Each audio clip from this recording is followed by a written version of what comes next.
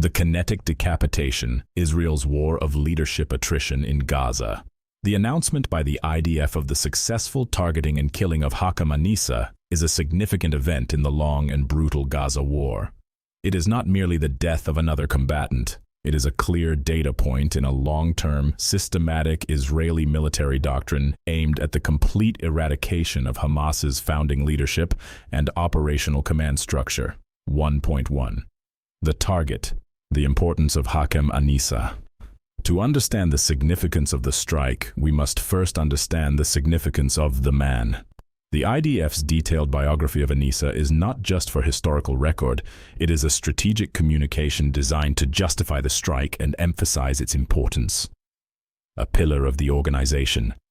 Anissa is described as a founder of Hamas. This places him in the top echelon of the organization's ideological and historical hierarchy. Chief of Staff of its military wing. This identifies him as the top operational commander, the man responsible for the day-to-day running of the war machine, a founder of the military wing's operational department, and head of training. This highlights his role as a builder of the organization, the man who created the systems and trained the fighters that constitute Hamas's military power, a member of the Supreme Military Council. This confirms his status as part of the small core group that makes the highest-level strategic decisions, a planner of the October 7th attack. This directly links him to Israel's foundational trauma of the current conflict, making his killing not just a military act, but an act of national retribution, the last of his kind. The IDF's statement that he was one of the last high-ranking Hamas commanders from that era still in Gaza is the most crucial detail. The intention. This is a declaration of strategic success. The IDF is signaling to its domestic audience and the world that its campaign of leadership attrition is nearing completion. They are systematically eliminating the old guard, the men who possess the institutional memory, the personal charisma, and the strategic vision of the organization. 1.2. The doctrine, war by assassination. The killing of Anissa is a textbook example of Israel's long-standing, if often unstated, doctrine of targeted assassination as a primary tool of counter-terrorism and warfare. The plot: to systematically identify, track, and eliminate the enemy's command and control structure from the top down. The theory is that by removing the head, the body will be left paralyzed, disorganized, and ineffective. The intended effects: operational paralysis. Killing a chief of staff and head of combat support directly disrupts the enemy's ability to plan and execute attacks. It creates a vacuum in leadership that is difficult to fill, especially in the midst of a high-intensity conflict. Erosion of institutional memory. As the founding members are eliminated, the organization's strategic knowledge, historical lessons, and personal networks are lost. New leaders may be more junior, less experienced, and less able to command the same level of loyalty and respect. Psychological warfare. Every successful decapitation strike sends a powerful message to the remaining Hamas leaders and fighters. You are not safe. We can find you. We can reach you. It is only a matter of time. This is designed to sow fear, paranoia, and a sense of hopelessness. Disrupting reconstruction. The claim that Anissa was actively involved in reconstructing Hamas units is key. By killing him, Israel is not just attriting the existing force, it is actively preventing Hamas from regenerating its combat power for the future. Hamas's silence. The fact that Hamas had not commented on the information is a tacit admission of the blow. A public confirmation would be a major morale defeat. Silence is their attempt to manage the information environment and avoid handing Israel a clean propaganda victory. The war in Gaza, from the Israeli perspective, has become a grim manhunt. The goal is not just to clear territory, but to systematically hunt and kill a specific list of individuals, believing that the organization cannot survive the loss of its founding brain trust. Part 2. The political assassination, Hun Sen's masterful destabilization of Thailand. While Israel wages a kinetic war of decapitation, an even more complex and sophisticated political war of decapitation is being waged by Cambodian Senate President Hun Sen against the government of Thai Prime Minister Paetongtarn Shinawatra. This is a breathtaking case study in how a shrewd and ruthless political operator can use a neighbor's internal vulnerabilities as a weapon. 2.1. The pretext, the border dispute as a catalyst.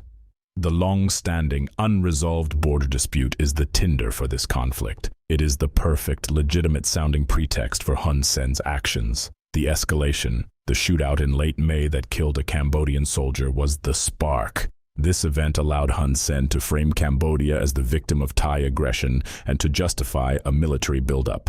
The diplomatic maneuvering, Cambodia's move, the ICJ, by threatening to go to the International Court of Justice, Cambodia seizes the diplomatic high ground, portraying itself as an adherent to international law. Thailand's bilateral talks. Thailand, which does not recognize the ICJ's jurisdiction in this matter, is forced into a reactive posture, trying to persuade Cambodia to engage in bilateral talks that Hun Sen can now reject from a position of strength. The military posturing. The RTAF's 5-minute readiness and Hun Sen's order for his forces to be on high alert create a tense atmosphere of crisis. This constant tension puts immense pressure on the civilian government in Bangkok to de-escalate and find a solution, making them more susceptible to manipulation. 2.2. The weapon, the leaked phone call, and the televised admonishment. This is where Hun Sen's genius for political warfare becomes apparent. He has taken the border tension and used it to launch a direct, personal, and devastating attack on the legitimacy of the Thai Prime Minister. The leaked call, the sting. The June 15th phone call was the primary weapon. Hun Sen's decision to publicly share the full recording after a portion was leaked was a masterstroke. The plot to entrap the new, inexperienced Thai Prime Minister and expose her as weak and deferential to a foreign leader. The intention. The leak was designed to achieve several things. Humiliate Paetongtarn. It portrayed her as criticizing her own military commander, General Barafa, to a foreign leader, an act that would be seen as deeply unpatriotic by the nationalist and royalist establishment in Thailand. Inflame the opposition. It provided the perfect ammunition for the Thai opposition to attack her competence and loyalty. Create a justification for his own actions. By claiming he only released the full tape because an official angry with Thai leadership leaked a portion first, he frames his own actions as a response, not an initial aggression. The 3-hour televised speech, the execution. Hun Sen's speech on June 27th was the public execution of Paetongtarn's political credibility. He used his platform to reprimand her directly. He treated her not as an equal head of government but as a disobedient child, a massive personal and national insult. Attack her family. By attacking her father, Thaksin, and revealing explosive personal secrets like helping her aunt Yingluck flee Thailand with a Cambodian passport and alleging Thaksin's medical records were fake, he is attacking the entire Shinawatra dynasty, the power base of the Pheu Thai party. This is a deeply personal and damaging attack. Destroy a friendship, blame the daughter. His lament that his 30-year friendship with Thaksin was destroyed by a friend's daughter is a brilliant piece of psychological manipulation. It paints him as the loyal, aggrieved friend and Paetongtarn as the reckless, disrespectful daughter who has ruined everything. 2.3. The result? A manufactured domestic crisis. Hun Sen's campaign has been spectacularly successful. He has taken a minor border skirmish and transformed it into a full-blown domestic political crisis for his neighbor. The protests in Bangkok. The protest on June 28th, the largest since the Pheu Thai party came to power, is the direct intended outcome of Hun Sen's actions. He has successfully mobilized the Thai opposition against their own government. The demands. The protesters' demands for the resignation of not just the Prime Minister, but the entire ruling coalition show the depth of the crisis he has ignited. The leadership. The fact that the protest was addressed by Jatuphon Phromphan, a former red shirt leader turned critic of Thaksin, shows that Hun Sen's tactics have successfully fractured even his old allies' political base. Hun Sen's grand strategy. Hun Sen's plot is a masterclass in modern asymmetric political warfare. His goal is likely to destabilize the Paetongtarn government to such an extent that it either collapses or is forced to make major concessions to Cambodia on the border dispute and other issues, such as offshore energy resources. He has identified her inexperience and the deep political divisions within Thailand as her critical vulnerabilities and has targeted them with surgical precision. He is not fighting a war with guns. He is fighting a war with words, leaks, and televised speeches, and right now, he is winning. Grand synthesis, the universal principle of asymmetric warfare.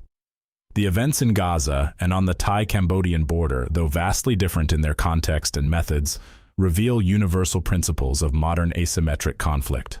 Identify the center of gravity. Both Israel and Hun Sen have correctly identified their adversary's center of gravity.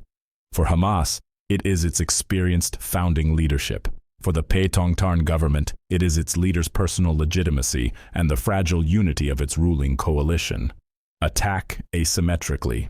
Both are using asymmetric means to attack that center of gravity. Israel is using its overwhelming advantage in intelligence and air power to physically eliminate a leadership that cannot defend itself conventionally. Hun Sen is using his overwhelming advantage in political cunning, experience, and ruthlessness to politically eliminate a leader who is not prepared for this type of personalized cross-border political combat. The goal is paralysis. In both cases, the ultimate goal is not just to defeat the enemy, but to paralyze them. Israel wants to leave Hamas a leaderless, disorganized shell. Hun Sen wants to leave the Thai government a discredited, internally divided entity incapable of governing effectively or resisting his demands. Information is a primary weapon. Both conflicts are being fought as much in the information space as in the physical one.